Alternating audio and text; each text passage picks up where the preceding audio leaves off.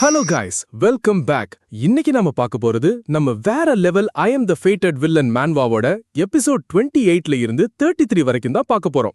So late பண்ணாம ஸ்ட்ரெயிட்டா வீடியோக்குள்ள போலாமா? லெட்ஸ் கோ.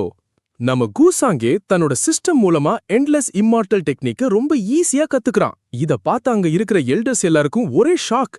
இவனுக்கு அப்படி என்னதான் ரகசிய பொக்கிஷம் கிடைச்சது, எப்படி இவன் தொடர்ந்து பிரேக் த்ரூ பண்ணி இவ்ளோ பவர்ஃபுல் ஆகுறான் அப்படின்னு வாய பழகுறாங்க. அப்போ கூசாங்க என்ன பண்றானா, எல்லா எல்டர்ஸையும் ஒரு மீட்டிங்க்கு கூப்பிட்டு மெசேஜ் அனுப்புறான். ஓஹோ, பையன் நேரா நம்மகிட்டயே டீல் பேச வரான் போல அப்படின்னு எல்டர்ஸுக்கும் புரிஞ்சிடுது. அடுத்த சீன்ல கூ குடும்பத்தோட எல்லா எல்டர்ஸும் சபையில ஒன்னா கூடுறாங்க. அங்க கூசாங்கேயோட அப்பா ஒரு மாசான அனௌன்ஸ்மெண்ட் கொடுக்கறாரு. எதிர்காலத்துல இந்த குடும்பத்தோட தலைவன் நம்ம கூசாங்கே தான் அப்படின்னு டிக்ளேர் பண்றாரு.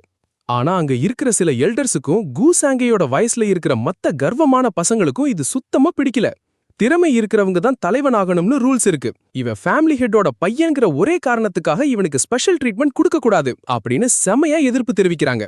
இதுக்கு நம்ம கூசாங்கே, எனக்கு எந்த ஸ்பெஷல் ட்ரீட்மெண்ட்டும் தேவையில்லை, யார் பெஸ்ட்னு ஃபைட் பண்ணியே முடிவு பண்ணிக்கலாம் வாங்கடா அப்படின்னு செம கெத்தா சவால் விடுறான். வேற வழி இல்லாம எல்டர்ஸும் இதுக்கு ஒத்துக்கிறாங்க. உடனே ஒருத்தன் கூசாங்கேய அட்டாக் பண்ண முன்னாடி வர்றான். நம்ம தலைவன் அசால்ட்டா தன்னோட வாய்ட் பவரை யூஸ் பண்ணி அந்த அட்டாக்க தப்பிச்சு அவன் கழுத்திலேயே ஒரே போடு. அவ்வளவுதான், அவன் அப்படியே மயங்கி கீழே விழுந்துடுறான். One hit KO. அப்புறம் கூசாங்கே மத்தவங்கள பார்த்து, அடுத்து யாருக்குடா பாடம் கத்துக்கணும் அப்படின்னு கேட்டுட்டு அவங்களுக்கு பின்னாடி போய் நின்னு ஒரு மாசான டைலாக் விடுறான். நீங்க எல்லாரும் ஒன்னாவே என் மேல அட்டாக் பண்ண வாங்கடா, அப்புறம் உங்களுக்குள்ள யார் பெஸ்ட்னு நீங்களே அடிச்சுக்கோங்க அப்படின்னு செம ஆட்டிடியூட் காட்டுறான். இவன் சொல்றத கேட்டு கடுப்பான எல்லாரும் அவங்க வாள் எடுத்துட்டு மொத்தமா அட்டாக் பண்ண வராங்க. ஒரு பொண்ணை அட்டாக் பண்ண வர்றப்போ அதை ரொம்ப ஈஸியா டாட்ஜ் பண்ணி அவன் நெத்தியில சுண்டி விட்டு அவளை பின்னாடி தூக்கி எறிறான் நம்ம கூசாங்கே. அப்புறம் சில பசங்க அவங்களோட ஸ்பெஷல் டெக்னிக்கை யூஸ் பண்ணி அட்டாக் பண்றாங்க. ஆனா நம்ம ஓபி வில்லன் கூசாங்கே சும்மா விடுவானா? அவங்க பண்ற அட்டாக்ஸ் எல்லாத்தையும் அசால்ட்டா டாட்ஜ் பண்ணி, பஞ்ச் பண்ணியும், பாம் அட்டாக் அதாவது உள்ளங்கை காக்குதல் பண்ணியும் எல்லாரையும் ரொம்ப ஈஸியா நாக் அவுட் பண்றான். யாருமே நம்ம ஆளு பக்கத்துல கூட நெருங்க முடியல. அப்போ ஒருத்தன் மேல இருந்து ஒரு பயங்கரமான டிவைன் கிக் அட்டாக் பண்றான். ஆனா நம்ம கூசாங்கே அதையும் ரொம்ப கூலா டாட்ஜ் பண்றான். உடனே இன்னொருத்தன் ஸ்பிரிச்சுவல் ஸ்வாட வச்சு அட்டாக் பண்ண வர்றான். அதுல இருந்தும் அசால்ட்டா தப்பிக்கிறான். மூணாவதா ஒருத்தன் ஒரு மேசிவால ஃபயர் அட்டாக்க போடுறான். இங்க தான் கைஸ் நம்ம கூசாங்கேவோட உண்மையான மாஸ் மொமெண்ட்.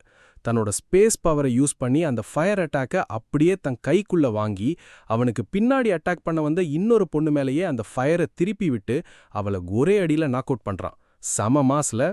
இதுக்கு பிறகு கூசாங்கே அப்படியே பறந்துகிட்டு அந்த மலை உச்சியை நோக்கி போறான்.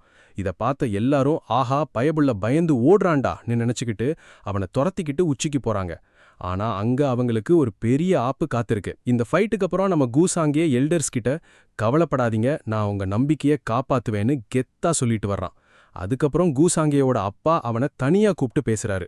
உன் முடிவுல உறுதியா இருக்கியா அப்படின்னு கேக்குறாரு. அதாவது நாட்டை விட்டு துரத்தப்பட்ட சியானியரோட குடும்பத்தை திரும்ப கொண்டு வர்ற முடிவை பத்தி தான் அவர் கேக்குறாரு. நான் உறுதியா தான் இருக்கேன்னு கூசாங்கே சொன்னதும், சரிப்பா, அவங்கள திரும்ப கொண்டு வரதுல எனக்கு எந்த பிரச்சனையும் இல்லைன்னு அப்பாவும் ஒத்துக்கிறாரு. அப்புறம் ரொம்ப முக்கியமான ஒரு விஷயத்த, அதாவது அவனோட டிமானிக் ஹார்ட், அரக்க இதயம் பத்தி அப்பா விசாரிக்கிறாரு. உடனே கூசாங்கே அவனோட டெமானிக் ஹார்ட்டோட பவரை லைட்டா ரிலீஸ் பண்ணி காட்டுறான். அதோட டார்க் எனர்ஜி அவ்வளோ பயங்கரமா இருக்கு. இத பார்த்து அவங்க அப்பாருக்கே லைட்டா ஷாக். இது உன் கண்ட்ரோல்ல தானே இருக்குன்னு பதற்றமா கேக்குறாரு. அதுக்கு நம்ம தந்திரக்கார கூசாங்கே, என்னோட கல்டிவேஷன் பவர் அதிகமாக இந்த ஹார்ட்டோட எதிர்ப்பு சக்தி குறையுது. இப்போதைக்கு இது என் கண்ட்ரோல்ல தான் இருக்கு, ஆனா ஃபியூச்சர்ல கண்ட்ரோல் மீறி போகவும் வாய்ப்பு இருக்கு அப்படின்னு ஒரு சூப்பரான பொய்ய சொல்றான். அதுக்கு அப்பா, பரவாயில்லப்பா, இப்போதைக்கு உன் கண்ட்ரோல்ல இருந்தா அதுவே போதும்னு சொல்லிட்டு போறாரு. அப்பா போனதும் கூசாங்கே மனசுக்குள்ளேயே நினைக்கிறான், பழைய கூசாங்கே அப்படி என்னதான் மோசமான காரியங்களை பண்ணிருப்பான்? அவங்க அப்பாவே அவன் மேல முழுசா நம்பிக்கை வைக்க பயப்படுறாரே.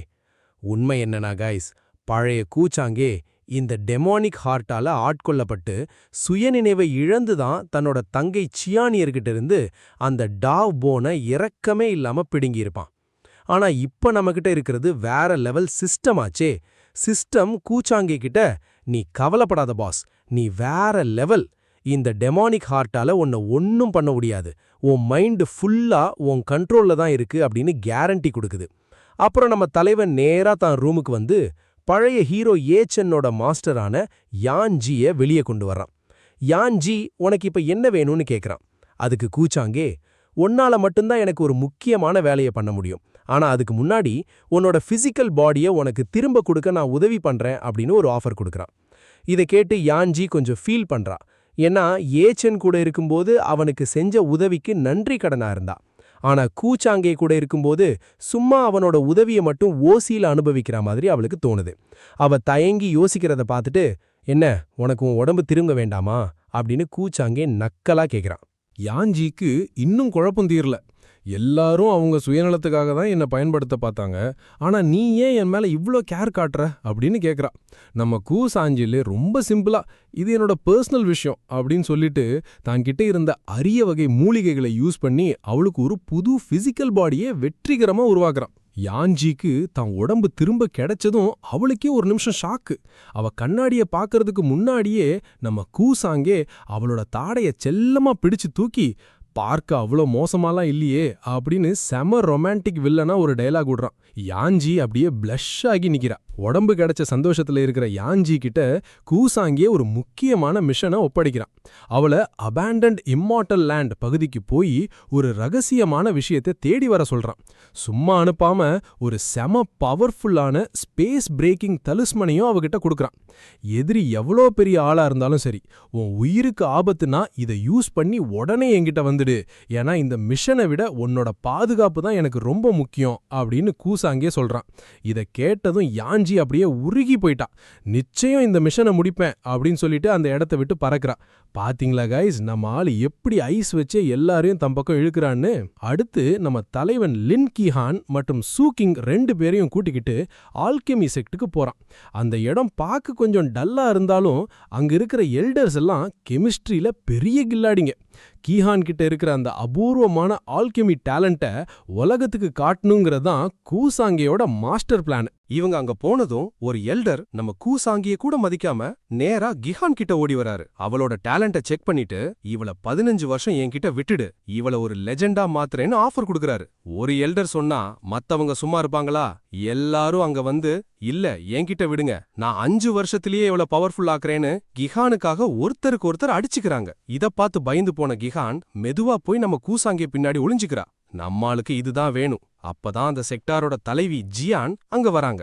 அவங்க வந்ததும் மத்த எல்டர்ஸ் எல்லாம் அப்படியே கம்முன்னு ஆயிடுறாங்க. ஜியான் கூசாங்கே கிட்ட, இவளை ஏன் சீடனா என்கிட்டயே விட்டுடு, அடுத்த 10 வருஷத்துல இவளை ஆல்கமி கிராண்ட் மாஸ்டரா மாத்துறது ஏன் பொறுப்புன்னு சொல்றாங்க. அது மட்டும் இல்லாம கூசாங்கையோட இந்த உதவிக்கு நன்றி கடனா அந்த செக்டாரோட மாஸ்டர் டோக்கனையும் அவன்கிட்ட கொடுக்கறாங்க. இது சாதாரண விஷயம் இல்ல நண்பா.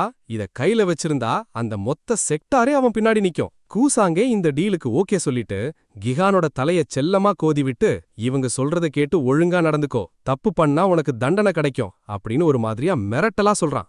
நம்ம கிஹான் பொண்ணு இருக்காளே, அப்படியே வெக்கத்துல தக்காளி மாதிரி சிவந்து போய், கண்டிப்பா நீங்க சொல்ற மாதிரி நடப்பேன் அப்படின்னு தலையாடுறா.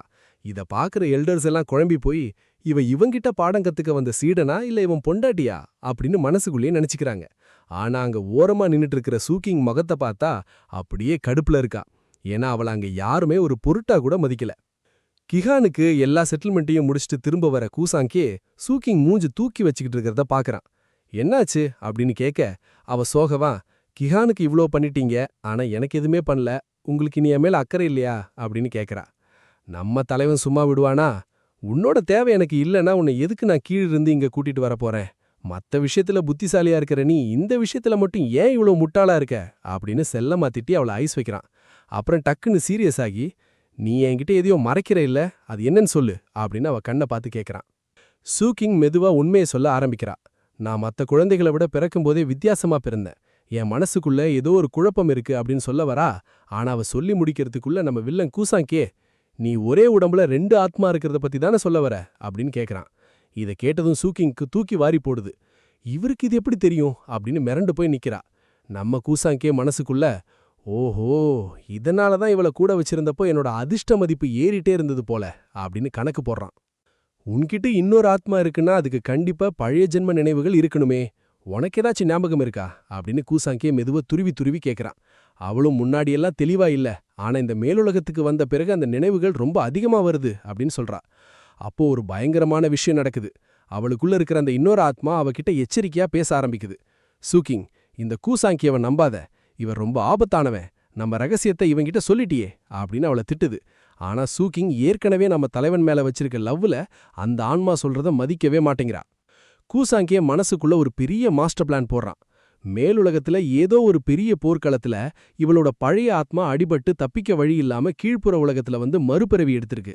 அதனாலதான் இவன் நம்ம பழைய ஹீரோ ஏச்சனோட மெயின் ஹீரோயினா இருந்திருக்கா அப்படின்னு புரிஞ்சுக்கிறான்.